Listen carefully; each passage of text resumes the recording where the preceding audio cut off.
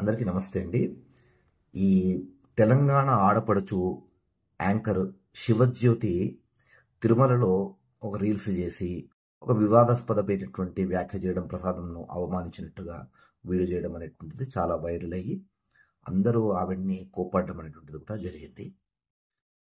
దీని తర్వాత శివజ్యోతి గారు మీడియా ముందుకు వచ్చి క్షమాపణలు చెప్పుకున్నారు. అది ఉత్తముల లక్షణం. పొరపాటు చేయడం మానవ లక్షణము.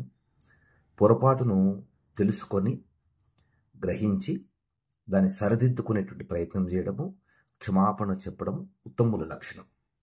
రాజమౌళి గారు ఇలా చేయలేదు, శివజ్యోతి చేశారు.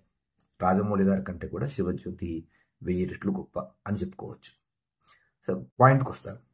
అయితే శివజ్యోతి గారు క్షమాపణలు చెప్పిన తర్వాత ఇప్పుడు శివజ్యోతి గారి పైన ఒక ట్రోలింగ్ స్టార్ట్ అయింది. అదేంటంటే శివజ్యోతి గారు చేసినటువంటి ఆ పనికి టీటీడీ వారు శివజ్యోతి గారి ఆధార్ కార్డు బ్లాక్ చేశారు, ఇక జీవితంలో ఎప్పుడు తిరుమలను దర్శించుకోలేరు అనేటువంటి ఒక వార్త బాగా వైరల్ అవుతుంది.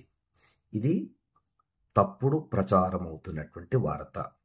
టీటీడీ శివజ్యోతి గారి ఆధార్ కార్డ్ని బ్లాక్ చేయలేదు, బ్లాక్ చేశారు అంటూ అసత్య ప్రచారం సోషల్ మీడియాలో ప్రచారం అవుతుంది. ఇది ఎవరు నమ్మకండి. శివజ్యోతి గారు ఎప్పటిలాగానే మళ్ళీ బిడ్డ పుట్టిన తర్వాత ఆ బిడ్డను తీసుకొని తిరుమలకు అతి త్వరలోనే వెళ్తారు. శివజ్యోతి గారికి పండంటి బిడ్డ పుట్టారని, ఆవిడకి వెంకటేశ్వర స్వామి యొక్క అనుగ్రహం ఉండాలని మనం అందరం కోరుకుందాము. తప్పు చేయడం మానవ సహజము, సరిదిద్దుకోవడము ఉత్తముల లక్షణం.